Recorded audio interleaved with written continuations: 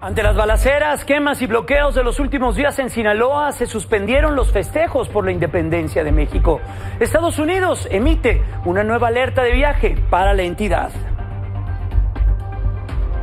Al menos 20 estados ya aprueban la reforma al Poder Judicial. Diputados y senadores alistan su declaratoria constitucional para que sea publicada en el Diario Oficial por el presidente López Obrador. El Consejo General del INE invalidó la reelección de Alejandro Moreno como dirigente nacional de este instituto político. Alito Moreno anuncia que impugnará ante el Tribunal Electoral. Y comienzan los preparativos del desfile militar del 16 de septiembre. Van a participar más de 15,000 integrantes de las Fuerzas Armadas. Vamos a tener todos los detalles de este muy importante evento patrio.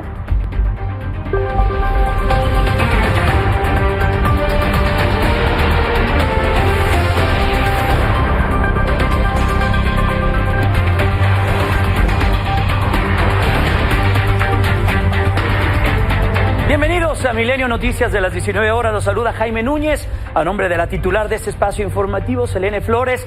Vamos con las historias, la información, lo que ha ocurrido a lo largo de las últimas horas. Lo tenemos aquí.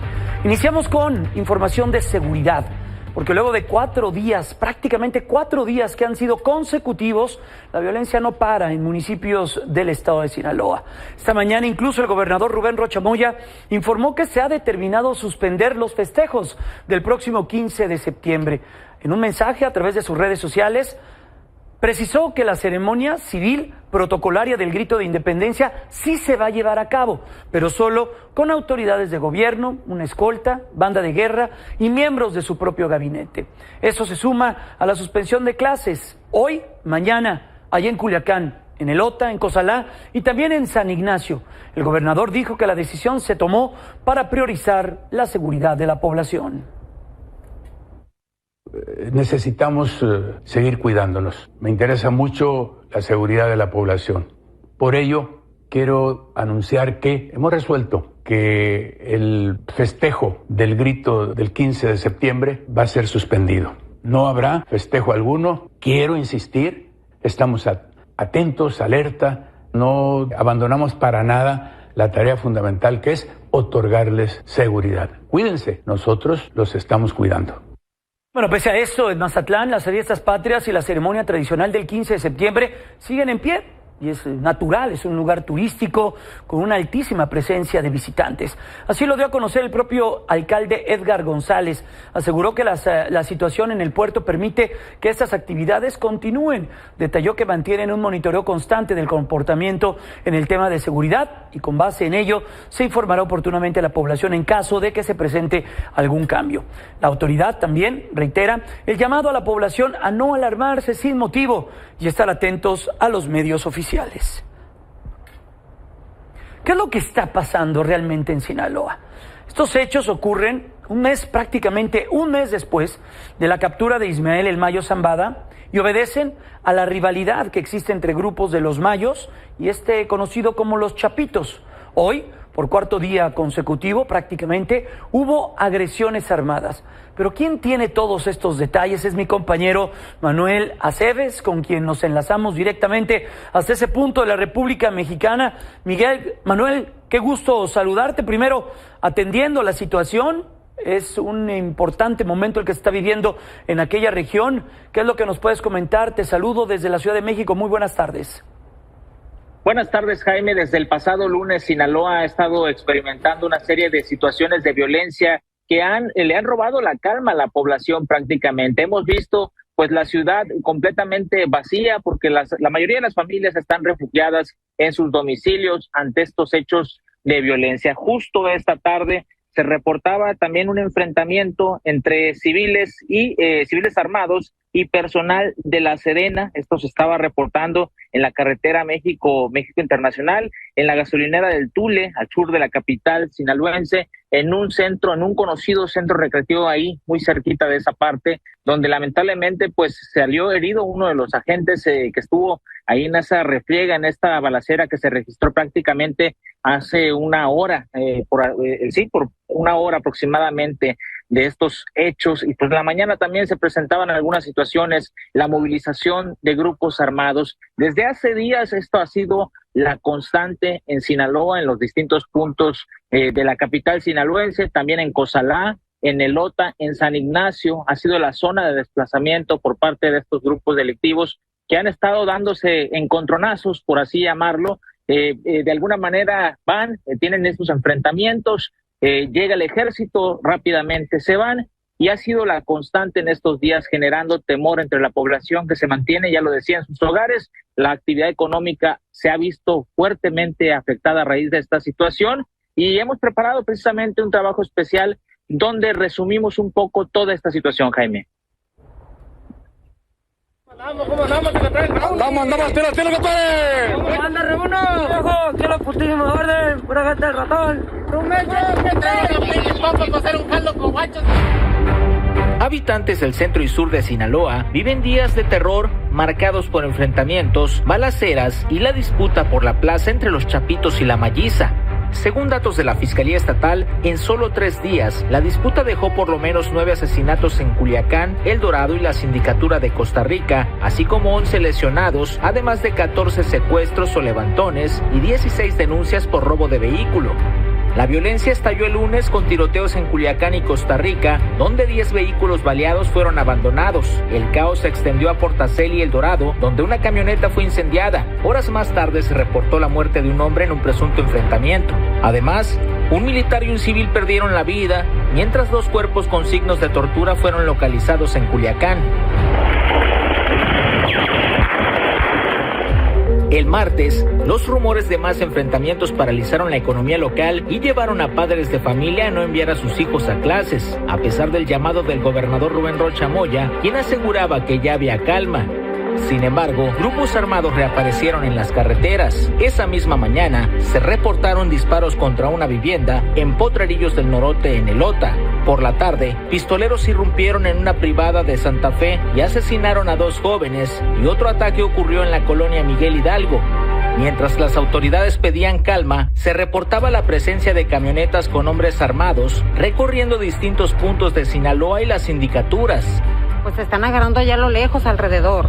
Pero aquí nosotros estamos seguros, entre comillas, pues, pero no sabemos. Es preocupante, ¿por qué? Porque no sabe uno, o sea, no te dicen nada, ni gobierno, ni nada, ni cómo están. Al contrario, ver las noticias y están, balaceando. El miércoles, además de bloqueos y el incendio de unidades robadas, un camión que fue utilizado para obstruir el paso en Quilá fue objeto de rapiña. Cientos de personas se llevaron muebles y otros objetos, pero una amenaza del crimen los obligó a devolverlos en la plaza pública. Mientras que en la carretera internacional México 15, 4 trabajadores de una empresa de carne resultaron lesionados en un fuego cruzado cuando se dirigían en un autobús hacia su centro laboral. Pistoleros agredieron a fuerzas federales en El Dorado, Piaxtla de Abajo y San Ignacio, por lo que el gobernador anunció la suspensión de clases en estos municipios, además de la cancelación de los festejos patrios. Este jueves no fue la excepción en la ola de violencia. Un adolescente de 16 años fue baleado en la colonia Las Coloradas, mientras que en Montebello, El Barrio y sector Miguel Hidalgo se registraron asesinatos y un ataque a un lote de vehículos. En el Tres Ríos, delincuentes arrojaron ponchallantas que fueron retirados por la policía. También hubo disparos contra un vehículo en la colonia Miguel Alemán y un enfrentamiento entre militares y civiles armados en Riberas de Tamazula. Desde Sinaloa para Milenio Noticias, Manuel Aceves. Bueno, Manuel, pues vamos a estar muy al pendiente de todo esto que esté ocurriendo. Cuídate mucho y pendiente también de los últimos reportes de estos hechos tan lamentables ahí en Sinaloa. Abrazo grande, Manuel. Estaremos muy pendientes. Hasta pronto. Buenas tardes. Gracias. Y ante la violencia de los últimos días, como lo acabamos de observar, esta tarde fue emitida una nueva alerta de viaje hacia Sinaloa por parte del gobierno norteamericano. Vamos directamente con nuestro editor de seguridad, César Martínez. Tiene los detalles, César. Luego se acusa de que estas decisiones son más políticas que por seguridad. pero no dejan de verse como un impacto importante para ciertas regiones del país. Qué gusto saludarte, César. Muy buenas tardes. Muy buenas tardes, Jaime. Así es como lo has estado reportando en el cuarto día de enfrentamientos en Sinaloa. El gobierno de Estados Unidos ha pedido a sus ciudadanos no viajar a este estado en una nueva alerta de viaje. Clasificó la entidad como nivel 4, el nivel más alto en el aviso que emite el Departamento de Estado. A través de su consulado general en Hermosillo, Sonora, reportó robo de automóviles, disparos, operaciones de las fuerzas de seguridad, bloqueos carreteros, vehículos en llamas y también bloqueos de diversas vías. También que se suspendieron clases en los municipios de Culiacán, Cozalá, Elota y San Ignacio. Como ya lo reportaban, esto inició el lunes cuando la facción de afines a Ismael El Mayo Zambada irrumpieron en Culiacán, un bastión de los Chapitos. Se han reportado enfrentamientos en los días siguientes en los municipios de Elota, Cozalá y Costa Rica. Y hoy se extendieron también a El Dorado y hace unos minutos, hace unas horas más bien, como ya lo reportaban también, hubo un enfrentamiento entre civiles armados y elementos del ejército que ya están desplegados en las calles de Culiacán y patrullando el estado. Y pues es la situación que prevalece en este momento allá en la entidad. Muy grave, delicado lo que está ocurriendo. Hemos visto también las decisiones del gobierno norteamericano cuando hay hechos de violencia en Tamaulipas, en algunas regiones de Sonora. Y hoy, en este momento, ya lo decías, 4 días prácticamente consecutivos con hechos de violencia, pues motiva que las propias autoridades norteamericanas emitan esto que vemos allí en pantalla, una alerta de seguridad para los ciudadanos que decidan viajar o estar en esa región de la República Mexicana. César, atentos para lo que ocurra y hay que ver las consecuencias. Si hay alguna respuesta del gobierno de Sinaloa, también estaremos muy pendientes a ello. Cuídate mucho. Muchas gracias, estaremos al pendiente. Hasta pronto, buenas tardes. Y es que por la mañana el presidente Andrés Manuel López Obrador hizo un llamado a la calma. Pues Sinaloa hay presencia, dijo el mandatario, de fuerzas federales para que contengan la violencia. Decirle a la gente de Culiacán, de Sinaloa, que estamos con presencia suficiente para garantizar la paz, la tranquilidad. Sí,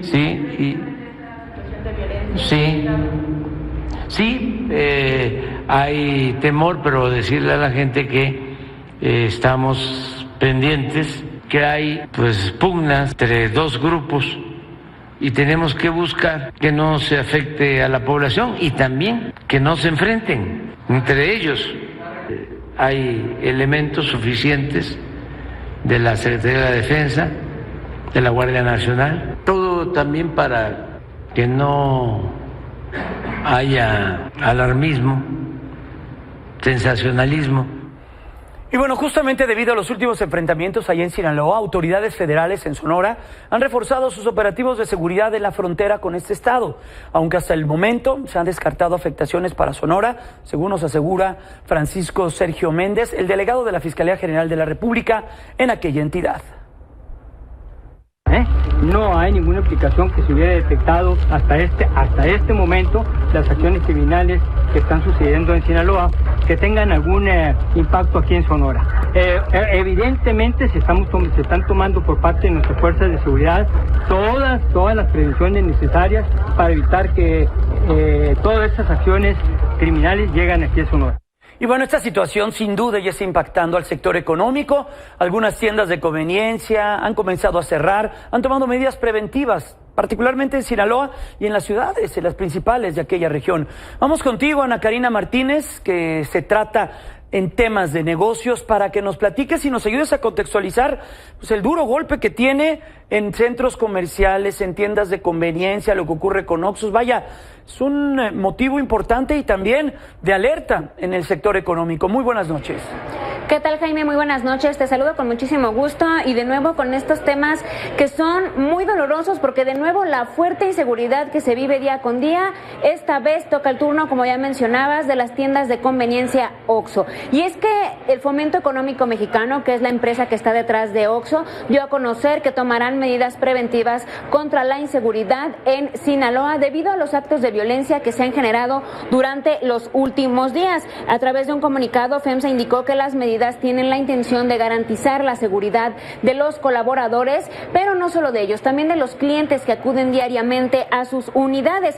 Y aunque FEMSA no dio a conocer más detalles de cuáles serán las medidas o en qué municipios se van a implementar, sí aseguró que a la fecha todos sus empleados, todos sus colaboradores se encuentran bien, se encuentran a salvo. Esta, Jaime, no es la primera vez que OXXO se ve en la necesidad de llevar a cabo medidas especiales ante la inseguridad que se vive o que se genera por el crimen organizado. Apenas en julio pasado, OXXO cerró 194 tiendas y 7 gasolineras en Nuevo Laredo, Tamaulipas, ante los actos de extorsión que se registraron en el municipio y permanecieron una semana cerrados. Después de esa semana, OXXO llegó a acuerdos con las autoridades federales y locales para garantizar la seguridad de los colaboradores y de los clientes y bueno, pues se esperaría que las medidas tengan que ver esta vez en Sinaloa, igual con medidas que puedan ser un cierre más temprano o incluso, como ya mencionabas, cierre de algunas tiendas con la intención de garantizar la seguridad, pero no es la única empresa que se ha visto afectada por la inseguridad, pues FEMSA también es dueña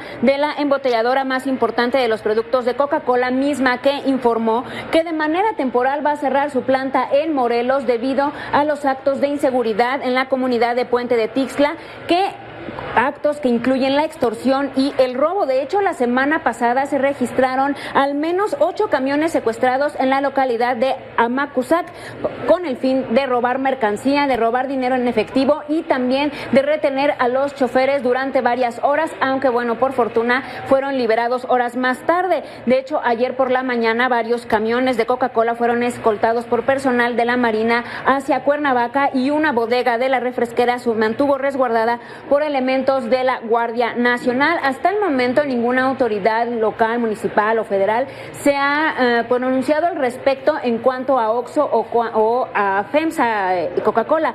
Pero pues, Jaime, al final del día esto se transporta en pérdidas directas para las compañías mexicanas. Sí, sin duda, ya lo vemos, Ana Karina, lo que ocurre ciertamente con estas tiendas de conveniencia, pero lo hemos visto en otros puntos de la República Mexicana. No hay que irnos muy lejos, hay que irnos al Estado de México, Toluca. Ahí las bandas del crimen organizado se metieron en temas que tienen que ver con pollo, huevo, lo que ocurre en Chilpancingo, lo que ocurre en Taxco, lo que ocurre en otras regiones del país, cuando estos grupos criminales, al ver mermada su capacidad de trasiego de droga, de extorsión, pues se meten en temas tan sensibles como la venta de huevo, leche, carne, y ahora en este tema de las tiendas de conveniencia. Y en un daño colateral, como lo estamos viendo en Sinaloa, al no haber seguridad, pues mejor cierran, bajan las cortinas, ya lo vimos en Tamaulipas.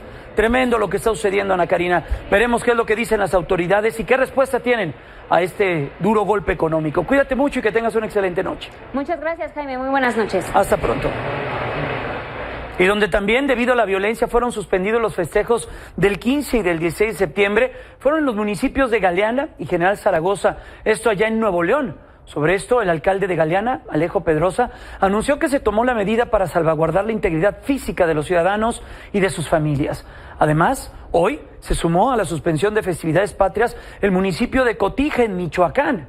Las autoridades aseguran que no hay condiciones óptimas para realizar los festejos y actividades cívicas. En más temas sobre seguridad, mañana Ismael El Mayo Zambada será presentado en una corte federal en Brooklyn, allá en Nueva York. Para tener todos los detalles sobre esto que estará sucediendo, vámonos con nuestro colaborador Luis Chaparro. Qué gusto, Luis, ¿cómo te encuentras? Muy buenas noches. Histórico, porque será frente a la misma corte donde el Chapo Guzmán y donde otros capos han establecido estas declaraciones y han llevado a cabo estos juicios. Qué gusto saludarte, muy buenas noches. ¿Qué tal, Jaime? En efecto, muy buenas noches y como bien dices, histórico y sorpresivo porque pues Zambada y su equipo legal habían hecho todo lo posible para que no fuera trasladado al Distrito Este de Nueva York, a esa corte que tanto le temen los capos mexicanos. Sin duda, y ahora hay que ver cuáles son los argumentos. Mañana, ¿qué podría ocurrir? ¿Declararse culpable, inocente y seguir un largo proceso? Mañana es el momento en que puede decir, me acojo a ser un testigo protegido. ¿Cuáles son estos caminos, Luis? Mañana simplemente va a ser de nuevo como una primera audiencia, por más extraño que sea, que es lo que argumentaba su defensa para evitar su traslado del Paso a Nueva York, era pues que la primera audiencia se debe de dar a menos de cierto tiempo, si no mal recuerdo son 17 horas de su aprehensión, lo cual sucedió en tiempo y forma aquí en el Distrito Oeste de Texas, en El Paso. Entonces él argumentaba que ya no necesita Zambada una primera audiencia. Sin embargo, por alguna razón que escapa todavía a nuestro conocimiento, al final de cuentas decidió que era buena idea que lo trasladaran y no poner resistencia para ser trasladado. Entonces mañana a las 10 de la mañana lo único que va a hacer presentarse, le van a leer de nuevo sus cargos, los cargos que enfrenta ahora en lo que le llaman super indictment, que es una suma de los cargos que tienen varios distritos de Estados Unidos. Y pues nada, le van a decir, ¿entiende usted por lo que está siendo acusado? Él va a decir sí o no. Yo no calculo que vaya a durar más de 5 o 10 minutos su presentación mañana. Sin embargo, lo que sigue es presentarse eventualmente a la fecha que digan mañana ante el juez Brian Cogan, que fue quien sentenció al Chapo Guzmán a cadena perpetua y quien tiene la sentencia pendiente también de Genaro García Luna. Bueno, pues ya veremos qué es lo que sucede en esta primera etapa de juicio que va a estar estableciendo la justicia norteamericana frente a Ismael El Mayo Zambada. Pues gracias y atentos a esto que vaya a ocurrir. Luis, cuídate mucho, que estés bien, buenas noches. Muchísimas gracias, buenas noches, Jaime. Y también con los ojos bien puestos allá en la Unión Americana, otro proceso judicial que se está llevando a cabo es contra un capo mexicano. El día de hoy fue el cuarto día del juicio de Rubén Oseguera González, mejor conocido como el Menchito, que fue lo que se reveló en esta ocasión. Bueno, pues vamos directamente con Ángel Hernández. Ángel, ¿qué se dijo desde Nueva York? Qué gusto saludarte, ¿cómo estás? Muy buenas noches. ¿Qué tal, Jaime? Muy buenas noches. Pues hoy lo que sucedió es que en la Corte del Distrito de Columbia resonó el nombre del ex gobernador de Jalisco, Aristóteles Sandoval. De acuerdo con Herminio Gómez, quien se ha identificado como el ex director de la Policía Municipal de Villa Purificación en Jalisco, uno de los bastiones del cártel Jalisco Nueva Generación, Nemesio Ceguera Cervantes, el líder de esta organización criminal, le entregó $3 millones al entonces candidato priista a la gubernatura para su campaña y para diversos acuerdos. Durante lo que fue su reinterrogatorio por parte de la Fiscalía, porque duró ya más de un día este interrogatorio y su testimonio ha detallado que Nemesio Ceguera Cervantes, el Mencho, era quien se encargaba directamente de entregar este tipo de sobornos, porque de esta forma podía mantener en control en las autoridades municipales y del Estado. Un ejemplo es él mismo, que era el director policiaco de esta zona serrana, donde justamente Nemesio Ceguera Cervantes, el Mencho, se escondía y logró huir de varios operativos del gobierno mexicano para detenerlo. De hecho, lo recordaremos en mayo de 2015, Jaime, cuando derribaron un helicóptero de la Fuerza Aérea. Ha señalado Herminio Gómez que el Menchito, su hijo, fue quien dio la orden para que este helicóptero fuera derribado con una RPG, para que él junto con su padre pudieran escapar. Otra cosa que ha dicho Herminio Gómez es que el Menchito sí formaba parte de esta conspiración para traficar cocaína y metanfetamina, y de ahí en fuera ha comenzado a dibujar cómo es la conspiración dentro del cártel Jalisco para haberse vuelto uno de los cárteles más poderosos probablemente del mundo, Jaime, como le identifica la DEA. Así que bueno, hoy Aristóteles Sandoval fue señalado, ya se ha hablado del Menchito, pero también sabemos que vienen testigos explosivos, una persona que proveía químicos para la producción de metanfetamina, pero también va a testificar el tío del Menchito, José González Valencia, uno de los líderes de los Queenies, quien hoy sabemos es colaborador de la DEA y probablemente va a señalar al Menchito por haber participado en el tráfico de drogas con su padre. Así que bueno, Jaime, se vienen días complicados, pero también bastante interesantes aquí en la Corte de Distrito para el Distrito de Columbia. Y además, en ese sentido, se le niega a través de un juzgado a la esposa del Mencho este proceso que está teniendo aquí también en el país, ¿no? Ángel, las cosas no se estaban perfilando de buena manera para este grupo de personas que pertenecen a este grupo criminal. Es correcto. Lo cierto es que también es difícil ser acusado en una corte de Estados Unidos por narcotráfico. Es un jurado el que determinará si es o no culpable, pero he escuchado ya bastante evidencia, sobre todo de exmiembros del cártel del Milenio, ahora un operador del cártel de Jalisco. También ayer escuchábamos al policía federal que participó en la detención del Menchito y reveló cómo era suficientemente violento como para haber apuntado a soldados y policías federales para exigir su liberación. Así que aquí, eso con el Menchito, el proceso por lavado de dinero también en contra de su madre. Y recordemos, sus tíos, pues en realidad, aparte de quien va a colaborar, aquí hay un tío detenido que cumple cadena perpetua, y allí en la Ciudad de México, Jaime, está Abigail González Valencia, el máximo líder de los Queenies y también tío del Menchito. Pues ya veremos qué es lo que ocurre en ese sentido. Ángel, gracias. Cuídate mucho, que estés muy bien. Muy buenas noches. Igualmente, Jaime, buenas noches. Hasta pronto. Es momento de hacer la primera pausa. Vamos a regresar con lo que está ocurriendo en el otro tema importante, la reforma al Poder Judicial. Los congresos locales aprobaron esto. Ya tendremos la historia. Vamos sobre los primeros estados que aprobaron la reforma al Poder Judicial. Pues en el transcurso de las últimas horas, más estados han estado aprobando esta reforma. Los primeros 4, ahí los vemos en pantalla: Oaxaca, Tabasco, Quintana Roo y Veracruz.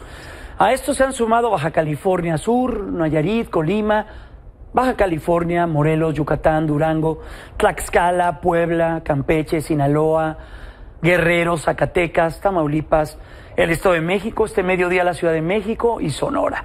Ya suman 21 estados, 4 más de los que requiere la Constitución para declarar como constitucional estos cambios a la ley.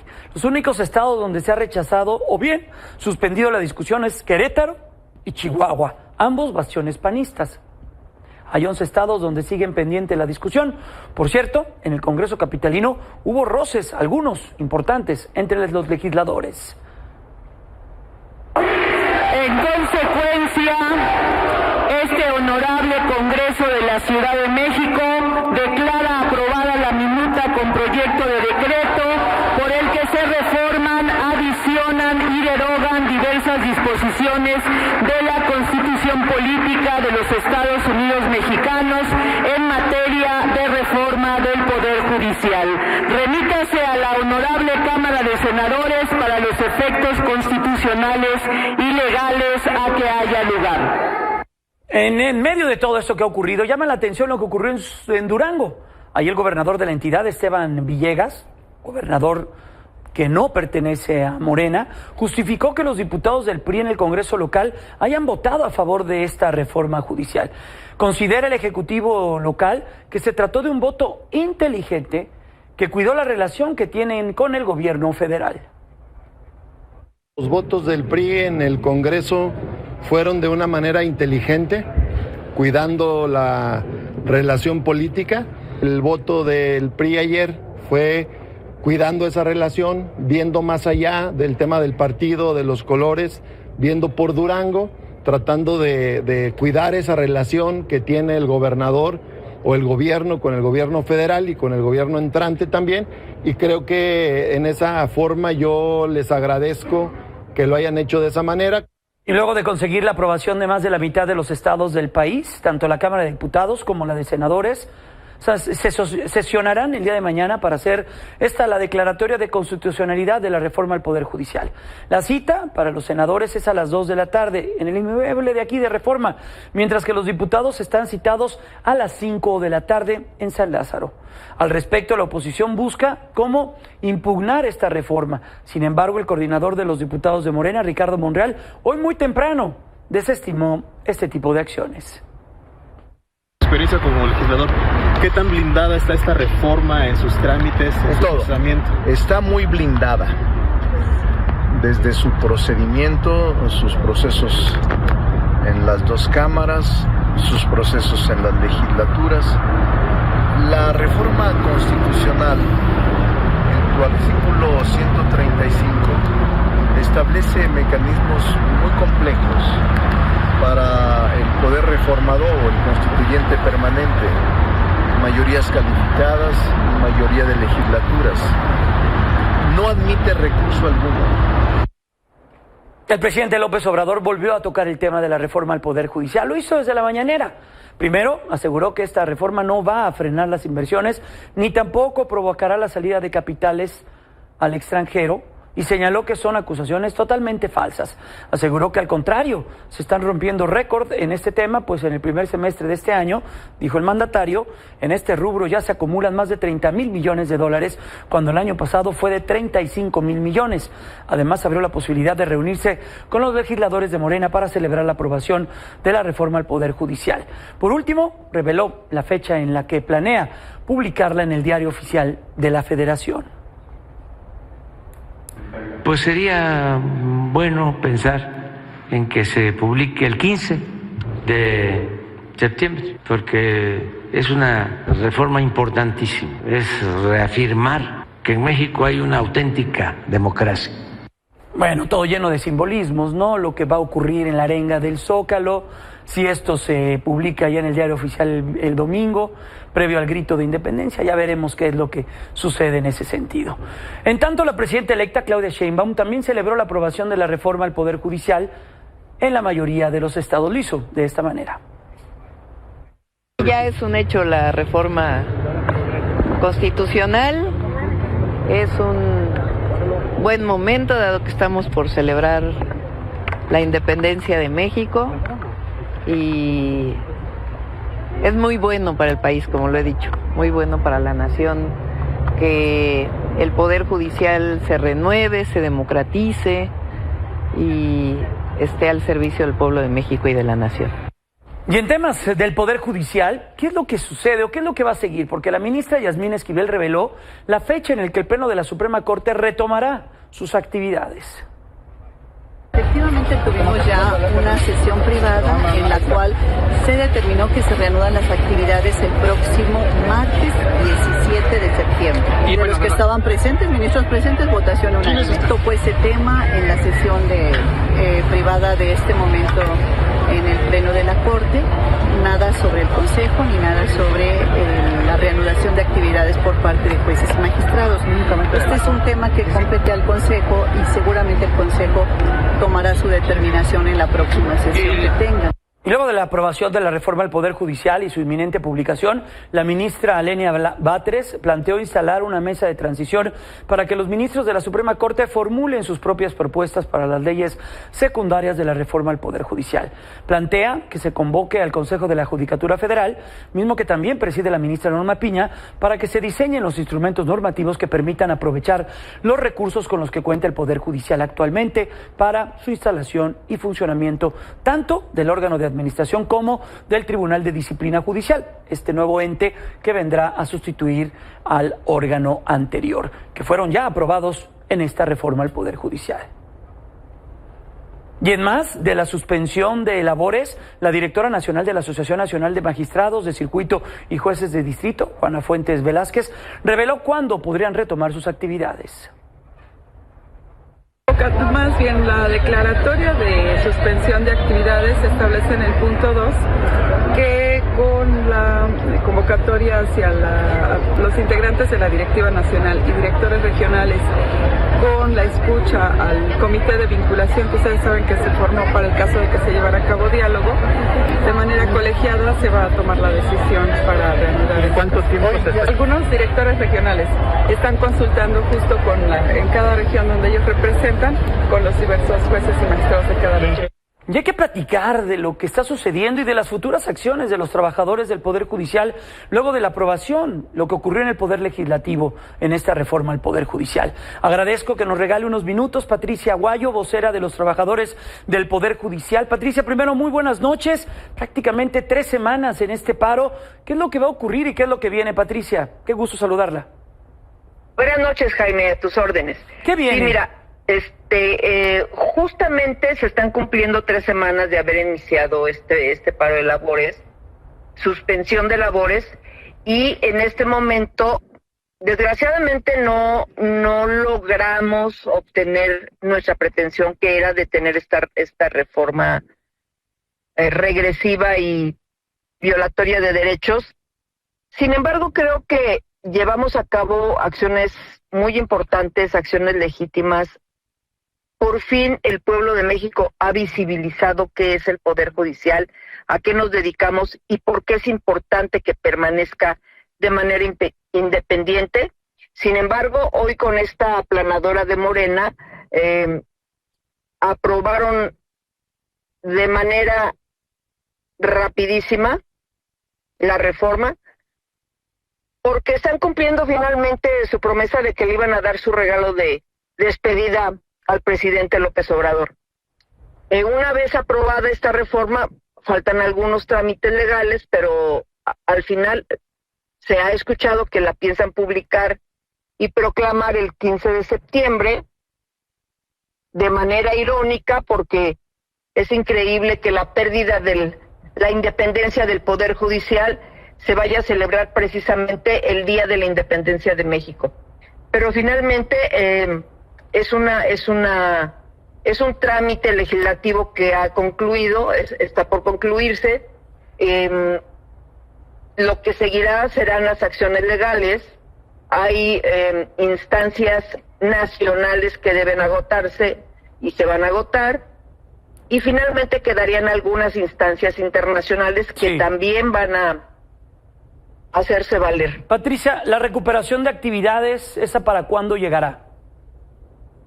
Justo el día de hoy empezamos a tener una reunión con los compañeros trabajadores a fin de establecer la fecha en que reanudaremos labores, y mañana vamos a hacer un censo con el resto de compañeros a nivel nacional, porque si entenderás que todo esto lo hicimos todos los trabajadores del Poder Judicial de la Federación. En asambleas. Y justo esa decisión de regresar y de concluir con la suspensión de labores la tenemos que llevar a cabo también de manera consensuada. ¿Presencia en las calles, Patricia? No hemos descartado algunas acciones que se pueden llevar a cabo todavía. Quizá mañana nos pongamos de acuerdo. Pero ahorita por el momento, hoy no hicimos ninguna movilización ni nada. Estuvimos ocupados en replegarnos después de que dejamos libre la Cámara de Diputados anoche. Pues Patricia Aguayo, vocera de los trabajadores del Poder Judicial, muy atentos a los siguientes movimientos y por supuesto pendientes y pues muy cercanos a esto que estará sucediendo. Sin duda importante escuchar también su voz en este momento tan relevante que estará viviendo el Poder Judicial, y será muy relevante saber cuáles serán sus posicionamientos. Cuídese mucho, Patricia, y gracias por estos minutos. Muchas gracias, hasta luego, Jaime. Que esté muy bien, es Patricia Aguayo, ella es la vocera de los trabajadores del Poder Judicial.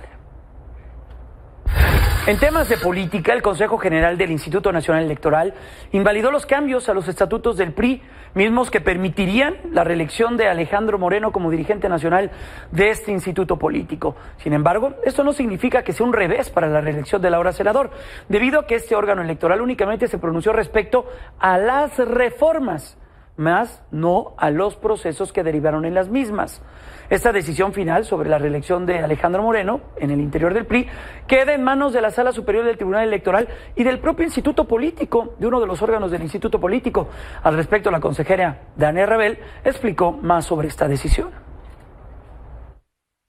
Toda vez que el partido político no se ajustó a lo dispuesto en el artículo 34, párrafo 2, inciso A de la Ley General de Partidos Políticos, puesto que realizó las modificaciones a sus documentos básicos sin que hubiera culminado el proceso electoral federal 2023-2024. El artículo 34, numeral 2, inciso A de la Ley General de Partidos Políticos dispone expresamente que son asuntos internos de los partidos políticos la elaboración y modificación de sus documentos básicos, los cuales en ningún caso se podrán hacer una vez iniciado el proceso electoral. No obstante, el PRI celebró su Asamblea Nacional Ordinaria cuando aún no concluía el proceso electoral federal, inobservando así dicha disposición legal. ¿Y cuál es la respuesta del dirigente del PRI, actual senador de la República, Alejandro Moreno? Reaccionó de esta manera a través de su cuenta oficial de X. Escribió que respeta la decisión, sin embargo, no la comparte, ya que existen criterios aprobados por la Sala Superior que legitiman las decisiones internas del partido y que conforme a derecho acudirá al Tribunal Electoral. Ya le decía, también mucho de esto pasa al interior de este órgano o de este instituto político, y buena parte de estos, pues de estas dirigencias o de estas ventanillas que tiene el Partido Revolucionario Institucional, pues son gente cercana al propio Alejandro Moreno. El presidente López Obrador prefirió no opinar de la reelección de Alejandro Moreno ni de la expulsión de los Yunes del Partido Acción Nacional, tema que ayer le trajimos en este espacio informativo. No me meto en eso. Ellos tienen que decidirlo, resolverlo. No nos corresponde a nosotros. Es lo mismo de la controversia o denuncia contra del presidente del PRI. No nos metemos, no debemos meternos. Eso es un asunto, en el primer caso, interno de ese partido. Y en el segundo caso es del Consejo, del INE y del Tribunal. Por cierto, la presidenta electa Claudia Sheinbaum anunció que ratificará al actual titular del SAT, Antonio Martínez Dagnino, para la próxima administración. Sheinbaum Pardo reconoció la honestidad del equipo de Hacienda y afirmó que conocen el estado actual de las finanzas públicas. Recordemos que solo habrá un cambio en esta secretaría con el enroque de la subsecretaria de Egresos, de Juan Pablo de Botton, que se viene al gobierno de la Ciudad de México, y llega Berta Gómez, proveniente de la misma Secretaría de Finanzas de la capital del país. Momento de la segunda pausa comercial. Antes lo dejo sin reservas con Mariana Benítez.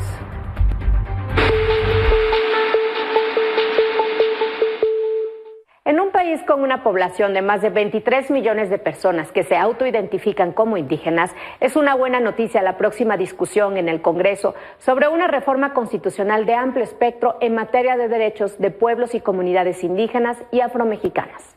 Se trata de la reforma al artículo 2 de la Constitución Política y forma parte del paquete de reformas que envió el presidente López Obrador al Congreso en febrero pasado.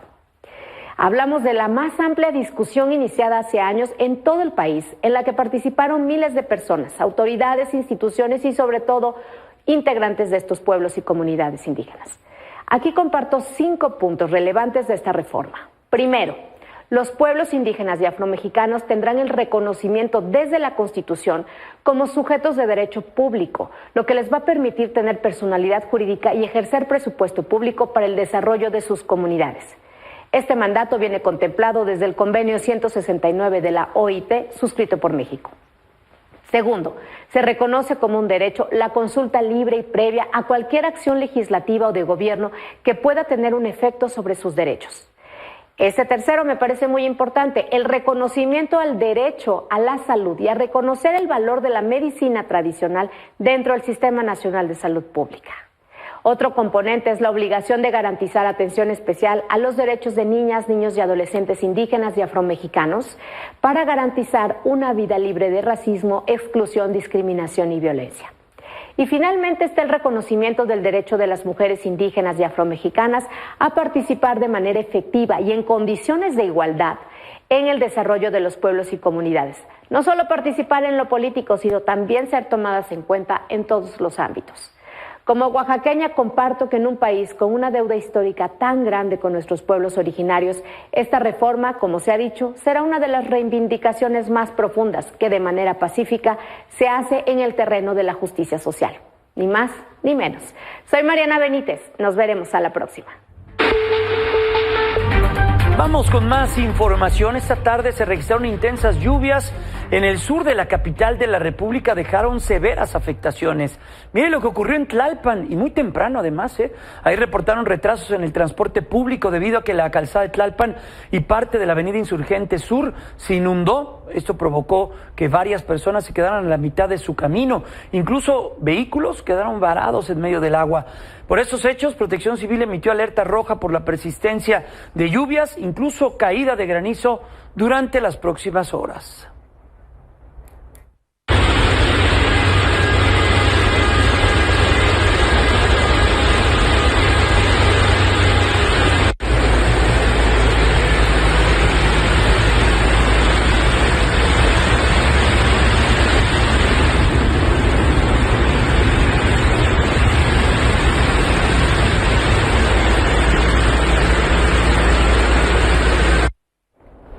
Y ponga mucha atención, de acuerdo con el Servicio Meteorológico Nacional, la nueva tormenta tropical Ileana se prepara para impactar 2 veces en territorio nacional, así como lo escucha.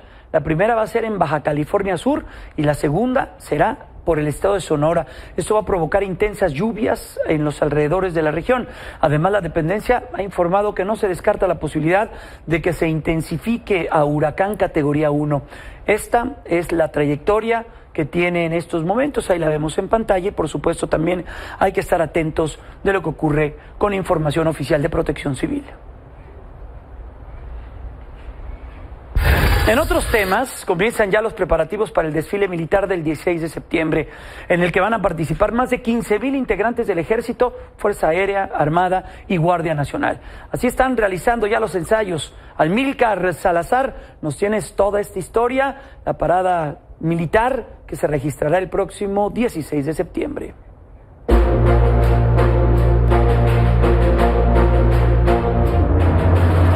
Las prácticas para el desfile del lunes 16 de septiembre continuaron este jueves con el pase de revista de los componentes naval y aéreo. En la pista del Autódromo Hermanos Rodríguez, personal de la Secretaría de Marina Armada de México lució sus uniformes, armas, vehículos y su sistema educativo. El sistema educativo naval actualmente tiene más de 5,000 discentes entre escuelas profesionales, técnicos profesionales, carreras técnicas y algunos institutos. Como podemos observar, tenemos orgullosamente a la Escuela de Enfermería Naval. Presumieron también algunos de los proyectos estratégicos que ha emprendido esta dependencia. El corredor del Istmo de Tehuantepec es un proyecto que tiene la Secretaría de Marina Armada de México y por supuesto va a estar dentro de uno de los carros temáticos de la columna naval en el desfile el 16 de septiembre. Y es precisamente esa conexión la que le da vida en el desarrollo económico a los 4 puertos principales que tiene esa área, que es el puerto de Salina Cruz.